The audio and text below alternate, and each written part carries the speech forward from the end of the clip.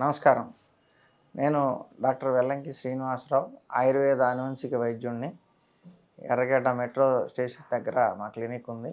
మనకి సమాజంలో ఎక్కువ పీడిస్తున్న వ్యాధుల్లో వైరస్ల వల్ల, బ్యాక్టీరియాల వల్ల వచ్చే వ్యాధులు కొన్ని అయితే, లైఫ్ స్టైల్ డిజార్డర్స్ వల్ల వచ్చేవి షుగరు, బీపీ, అలాగే అంగస్తంభన సమస్య. మగవాళ్ళలో అంగస్తంభన సమస్య ప్రతి వయసులో 18 నుంచి 80 సంవత్సరాల వయసు వాళ్ళకు కూడా ఇదే సమస్య ఉంటుంది. మెడిసిన్స్ అడుగుతున్నారు కాల్ చేసి. ఈ సమస్య ఎందుకు వస్తుందంటే, ఫస్ట్ థింగ్ ఆహార లోపం, రెండోది పొల్యూషను, మూడోది ఐడిల్ లైఫ్ స్టైల్. అంటే బద్ధకంగా ఏ పని ఎక్సర్సైజులు లేకుండా ఏదో డ్యూటీ చేసుకుంటున్నాం, పోతున్నాం, తింటున్నాం, పడుకుంటున్నాం. ఎక్కడి నుంచి వస్తుంది ఎనర్జీ బాడీకి? సెక్సువల్ డిసీజెస్లో ఎలాంటి ఇమ్యూనిటీ డౌన్ ఉంటుందో అలాగనే సెక్స్ ప్రాబ్లం, అంటే అంగస్తంభన లోపం, సైజు లేకపోవడం, మగవాళ్ళకి ఎక్కువసేపు నిలబడలేకపోవడం, గట్టి పడలేకపోవడం, అలాగే శీఘ్రస్ఖలనం, నిద్రలోనే కారిపోవటము, నీరులాగా కారిపోతూ ఉంటుంది. ఇలాంటి సమస్యలు చాలామందికి ఉన్నాయి. ఇంట్లో నలుగురు మగవాళ్ళు ఉంటే వయసు వచ్చిన నలుగురు మగవాళ్ళలో ఏదో ఒక స్థాయిలో ఈ సమస్య ఉంటుంది. దీనికి కారణం మంచి ఫుడ్ తీసుకోవట్లేదు, డైట్ బాగుండట్లేదు. ఏది దొరికితే అది, రుచి ఏదనిపిస్తే అది తింటున్నారు తప్పితే, ఇది మన శరీరంలో బలాన్ని పెంచుతుందా, రక్తాన్ని వృద్ధి చేస్తుందా, బ్లడ్ ఇంప్రూవ్మెంట్ అవుతుందా లేదా, హార్మోన్స్ యాక్టివ్గా వస్తున్నాయా లేదా, ఇవి చెక్ చేసుకోలే. ఎట్లా తింటున్నారు, ఏదో నోటికి వచ్చింది, రుచిగా ఉంది, తిన్నామా, అయిపోయింది. కాబట్టి శరీరానికి, అంటే మన బాడీలో ఏదైతే బ్లడ్ని ఇంప్రూవ్ చేస్తుందో, ఎందుకంటే బ్లడ్ ఇంప్రూవ్మెంట్ అయితేనే హార్మోన్స్ బాగా యాక్టివ్గా ఉంటాయి.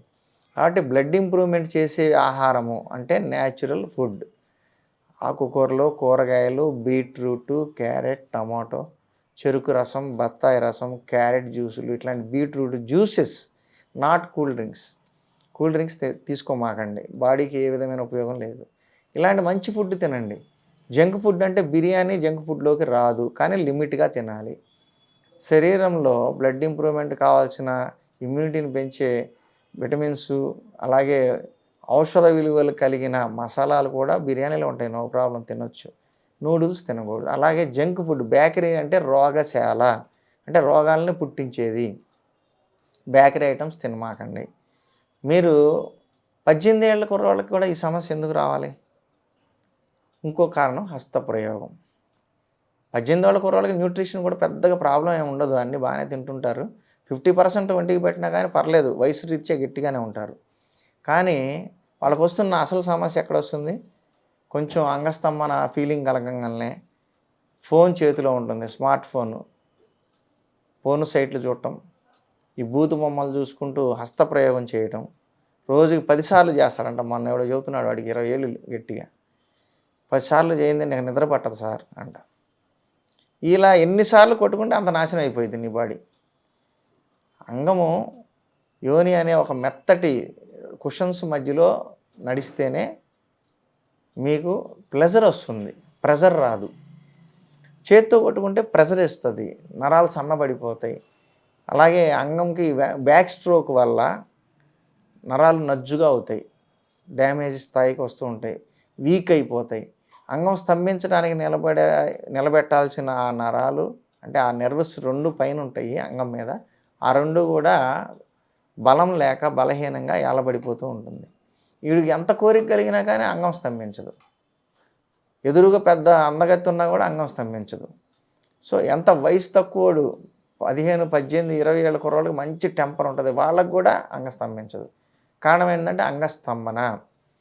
ఎంతో విలువైన శరీరానికి చివరి న్యూట్రిషన్లో 7 దశల్లో చివరి స్థాయిలో తయారయ్యే అత్యుత్తమమైన ప్రోడక్ట్ ఏంటి అంటే ఒక పదార్థం వీర్యం. ఇది చాలా విలువైంది. దీన్ని వేస్ట్గా హస్తప్రయోగం ద్వారా బయటికి పంపించేస్తున్నారు. అదే శరీరంలో ఉంటే మీ శరీరానికి బలాన్ని ఇస్తుంది. చూడండి, యోగులు వాళ్ళు వీర్యాన్ని వెనక్కి పంపిస్తారు, శరీరం వాళ్ళది ఇంకా అత్యుత్తమంగా తయారవుతుంది. అలానే యోగులుగా ఉండమని నేను చెప్పట్లేదు, కానీ వేస్ట్ చేయకండి, చేత్తో కొట్టుకోవద్దు. హస్తప్రయోగం కంటే నచ్చిన పార్ట్నర్తో సెక్స్ చేస్తే కూడా ఇలాంటి సమస్య రాదు. జాగ్రత్తగా. కాబట్టి హస్తప్రయోగం అనేది చాలా పెద్ద ప్రమాదకరంగా ఇవాళ పరిణమించింది. పోర్న్ సైట్లు చూడటం, హస్తప్రయోగం చేయటం మానకపోతే రేపు మీ భార్యలు మీ దగ్గర కాపురం చెయ్యరు.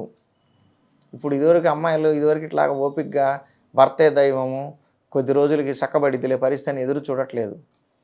3 రోజులు చూసి ఇంక పనికిరాడని చెప్పి వెళ్ళిపోతున్నారు. ఇలాంటి కేసులు ఎన్నో ఉన్నాయి మన దగ్గర. కాబట్టి మీరు చేయాల్సింది ఏంటంటే మంచి ఫుడ్ తీసుకోండి, డైట్ బాగుండాలి, రోజు గంట ఎక్సర్సైజ్ కంపల్సరీ ఉండాలి. అలాగే మెడిటేషన్ చేసి మానసిక స్థితిని స్థిరంగా ఉంచుకుంటే హార్మోన్స్ యాక్టివ్గా ఉంటాయి.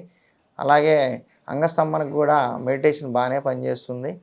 కాబట్టి డైటు, ఎక్సర్సైజు, మెడిటేషను, మెడిసిన్ ఈ 4 పాటిస్తే మీకు అంగస్తంభన సమస్య కంప్లీట్గా క్లియర్ అయిపోయి పూర్వస్థితికి చేరుకోవచ్చు. అలాగే సైజు కూడా, అంగం సైజు కూడా పెంచుకోవచ్చు.